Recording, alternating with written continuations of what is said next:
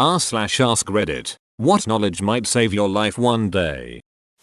Polar bears have insane ADHD. If one is chasing you, intermittently drop clothing items like a hat or gloves. It will stop to sniff them.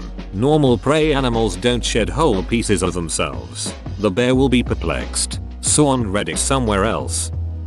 If you call 911, always say where the problem is first, followed by the problem. If you happen to get cut off before you can say what the problem is, at least the dispatcher has a location to send an officer to check it out and advise if more police or fire is needed. Example: Operator, 911, where is your emergency? You. Help, I am being stabbed. Disconnect. Versus Operator, 911, where is your emergency? You. 742 Evergreen Terrace. Help, I am. Disconnect. Location. Location. Location. Sideshow Bob can stab faster than you can explain. Makes sense. Firefighter training. If there is a fire, crawl out of the building. Do not stand up to run. 1 or 2 breaths of smoke are enough to do major damage and require hospitalization. If you get out at all, it may be warm where you are crawling, but standing up can cook your skin and your lungs. The smoke at eye level can be more than 600 degrees Celsius, 1200 degrees Fahrenheit. If you can't see and don't know the room layout, crawl with your legs in front of you, sliding on your ass. Do not crawl face first, or you may take a dive down the staircase in the confusion. I remember reading in a Reddit post similar to this, that if you can't do a pull-up you probably won't have the strength to pull yourself up off a ledge, and that has stuck with me ever since. In theory it's very true, but I would guess most people could if some serious adrenaline is involved. Yesterday someone posted a live leak video of those people who parkour on high-rise buildings falling to their deaths. IDKY, I'd watch it, but I watched some of them. Some of those people would do like 3 pull-ups before losing their grip. So it seems like if you can't do a pull-up where you pull yourself up to your waist, you may still be ducked. Those people really should have learned muscle ups first. It's basically the form you should have for pulling yourself up off a ledge. As far as I know, it's one of the most essential basics taught in parkour. The instinct of wolves will only cause them to hunt you if they can intimidate you into fleeing from them. Standing your ground against a wolf pack will be terrifying, but will eventually cause them to bugger off. Tigers as well. Don't turn your eyes away from a tiger. There is a story of a boy that had to walk backwards for 3 hours back to his village being stalked by a tiger. The cost benefit of a prey animal even slightly hurting a tiger is not worth it. It could mean a death sentence in the wild. That water you're about to dive into might not be as deep as you think. Always just step in and swim down to check for depth, then jump. Always do this. My dad told me a story about a group of guys he knew from school. After graduation they all went up to someone's lake house and one guy decided to dive off the dock as soon as they got there. The water was shallow that year and when he dove in he broke his neck and died on impact. If someone is trying to abduct you, fight back. Most abductors will just give up if they meet resistance. And whatever you do, don't let them take you to another location. You ain't taking me to no secondary location. Street smarts. If the tide suddenly goes out unexpectedly, run like you stole it, for higher ground. I read about a 10-year-old English girl who had just learned this before going on vacation with her family to Thailand. Then the big tsunami that killed a few 100,000 came. She saw the water retreat and the other tourists walk out on the exposed seafloor. She freaked out and convinced everybody to run for higher ground. A lot of people were saved by a little girl who had paid attention in school. They later brought a lot of flowers to the teacher. Imagine how terrifying that must be, knowing that a huge unstoppable wave is traveling hundreds of kilometers per hour to your location, and most people don't listen to you, just thinking you're a stupid kid who doesn't know any better. Fortunately, they believed her, or perhaps she convinced her parents. Who convinced the rest? Most likely somebody else also knew and reminded. From what I remember about the story, she was casually telling her parents about how receding water can mean a tsunami is coming, and a Japanese man nearby overheard her, realized that the water has indeed receded to an alarming amount, and started freaking out, and they all told a lifeguard who immediately cleared the beach. If you are ever bitten by a bat, raccoon, fox, or skunk, go directly to the hospital. There is no cure for rabies once it is fully onset. Out of all history, only 5 people survived rabies, Meredith Palmer being one of the 5. If you're ever charged by a moose, get behind a tree. They have about a 10-inch blind spot and they'll lose you. That's what Ski Patrol would always say when there were an increase in moose sightings on the mountain. They'd tell you to stay out of the trees when skiing, unless a moose is running at you. Then find trees, because unless you've got a steep hill or are already up to speed, the moose is probably faster than you think. All snakes in Victoria, Australia are venomous. If you've been buried alive in a standard coffin, stay calm. If you are alive, you haven't been buried that long. Also, the dirt above you hasn't set yet. Most coffins are not built to last once buried and as a result have weak siding. So here is what you do. Pull your shirt over your head. You don't want to be swallowing dirt. Position yourself so you are as sideways in the coffin as possible with hands and feet pushing on the long sides. Push. You should be able to blow out one of the walls. Start crawling up. Do not panic. You may not find a grip immediately. Keep going until you make it out. Worst nightmare. Just reading that made me uncomfortable. If you have to get out of a moving car, then put one foot down and take a step. Don't just jump out. This will reduce your speed immensely. Sure, you will fall over, but at a much reduced speed. A stuntman told me this. I had to leave a moving car that was going about 40 miles per hour. I was pregnant. I had a medium-sized purse and a pillow. The man driving the car had said he was going to kill us both if he couldn't have me and was going in and out of oncoming traffic. I grabbed my bag and pillow and held the pillow across my stomach and opened the door and thought, if I go like a rag doll, except my arm holding my stomach and my other arm with my purse covered my face. But everything else I tried to relax. I stepped out and let myself fall and roll. It was amazing. I ended up with just a handful of bruises and scrapes and I was fine. And my daughter is 14 now. We made it. I read this possibly on another thread or even on this one. If you smell something close to fish or even urine, it's possible you may have an electrical fire. Electrical fires tend to smell like fish and, when exposed to high heat, urine. Or maybe your cat had a snack and decided to pee on the carpet. What won't kill you in Australia? The wildlife. What will kill you? Getting lost in the outback. If you're lost and out of fuel, stay with your vehicle. Move as little as possible during the day and stay in the shade. Conserve water. Rip off wing mirrors to shine at any search planes. You can drink your urine approx 1-3 times before your kidneys start to pack it in. This is absolute last resort. To be fair, the wildlife can also kill you. Plot twist. Lost in the Australian outback and a roo enters the passenger's seat, points a gun at your head, and tells you to relocate. EMT here. If you're ever choking on food in a public venue, do not go to the restroom to avoid causing a scene. Almost every death I've seen from people choking are found unconscious in a bathroom stall because they were too polite to seek help. I feel like if there's any situation in which it's okay to not be polite, it's when you're choking to death. 120 people will get bowel cancer in their lifetime. You need some sort of screening starting at age 45-50 depending on your family history. Any blood in the stool needs to be checked out. Early cancers can be completely cured with keyhole surgery. You don't have to die of bowel cancer. In Australia, when you turn 50, the government starts sending you free testing kits every 2 years. If you're a pedestrian and crossing a street, if you can see the sun's reflection on the windshield of a car, there's a good chance the driver cannot see you. If your shadow points toward the car, same.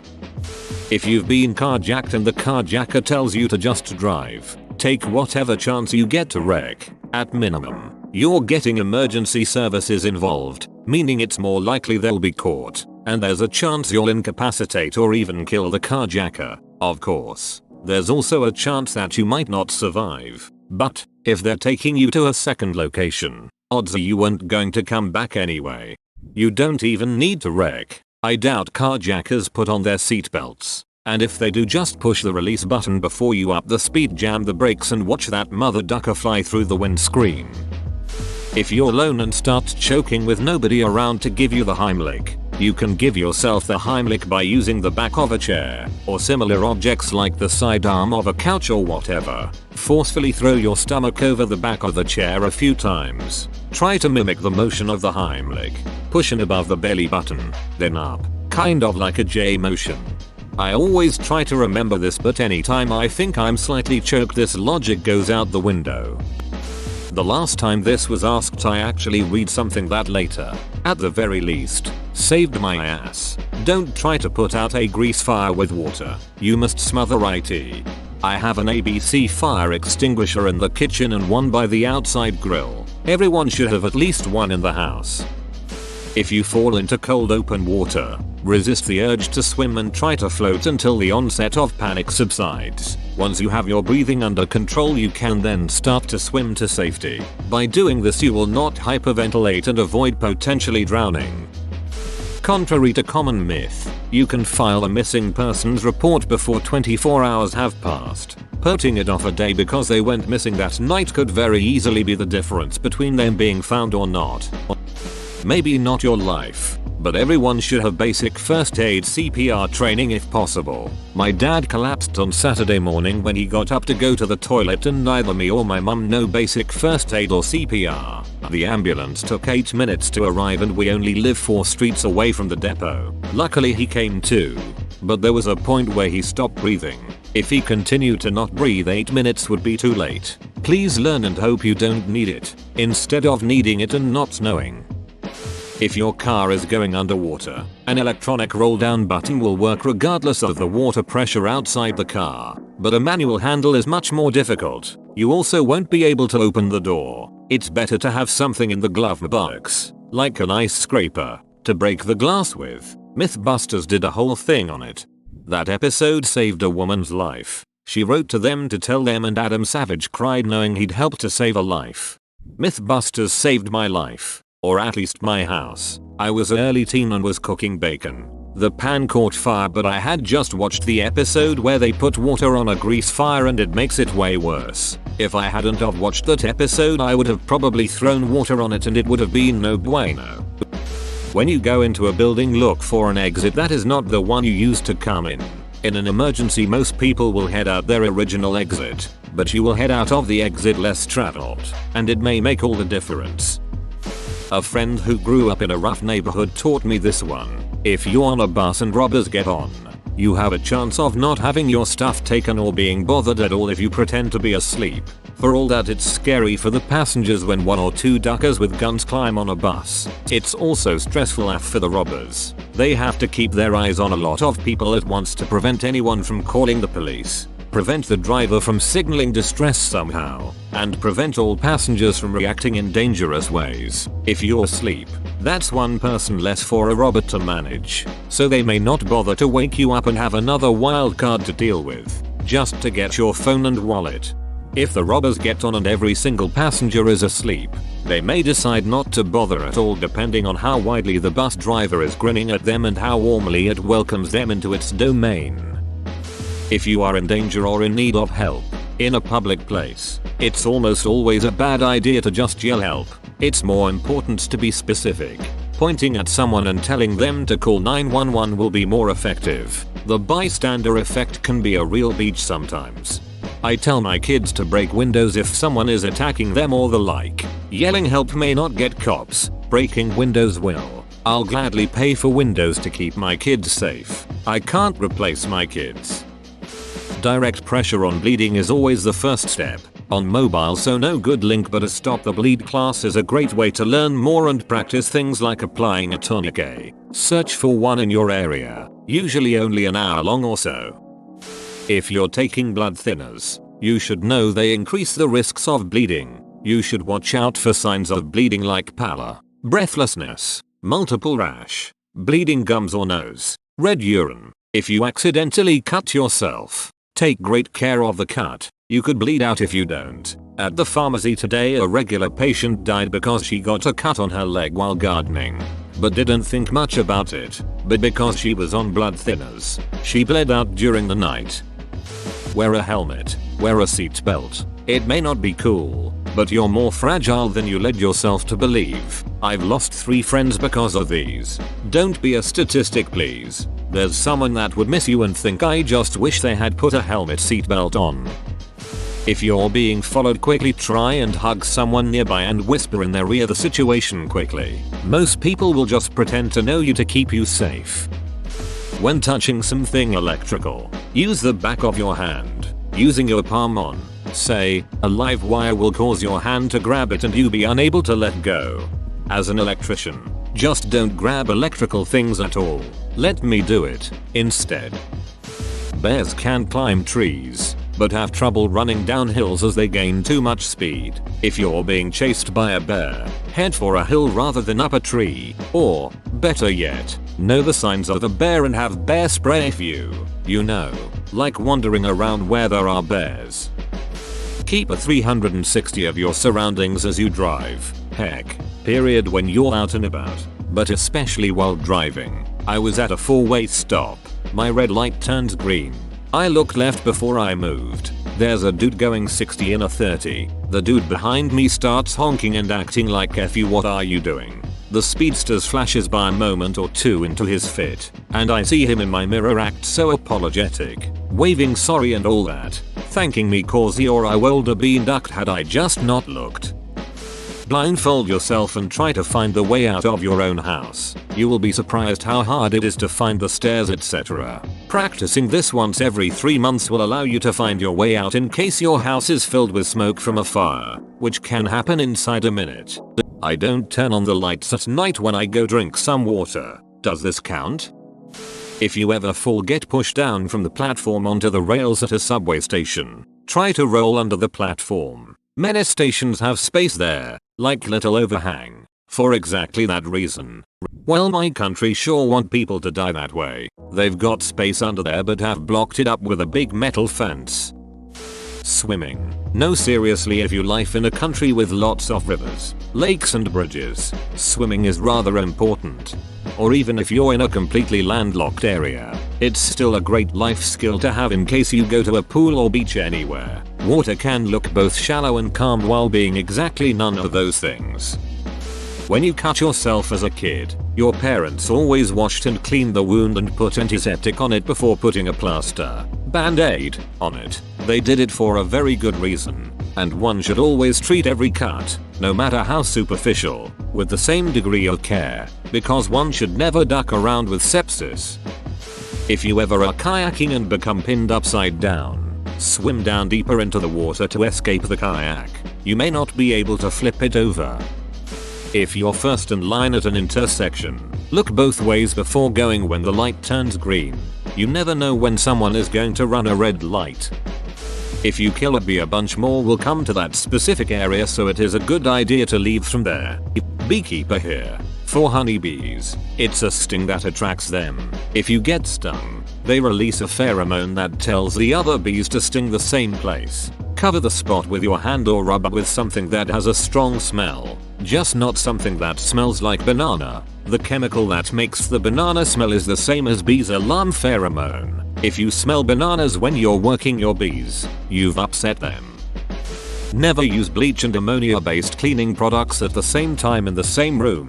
A combination of both their vapors creates chloramine vapor, which can kill you if inhaled. Check your cleaning supplies to see what's in them, especially toilet and tile cleaners. If a rhino is running towards you, wait until the last second, then sidestep out of the way. Rhinos cannot make sudden turns and will give you a couple seconds head start to run in the other direction. Repeat as necessary. There is no such thing as a fair fight. This is something my dad drilled into my head for years. You never know what the other person's mentality is going to be. If you get in a fight, they may be hell-bent on killing you. They may have a hidden weapon you don't know about. Do anything and everything you can to survive. Kick out knees, gouge eyes, knee the groin, whatever it takes to know you'll survive. Carry lighter even if you don't smoke. Whoa, you made it to the end? You're a ducking beast. I'll cut you a deal. Smash like and subscribe for more curated content, bruh. It's free and that's a great price.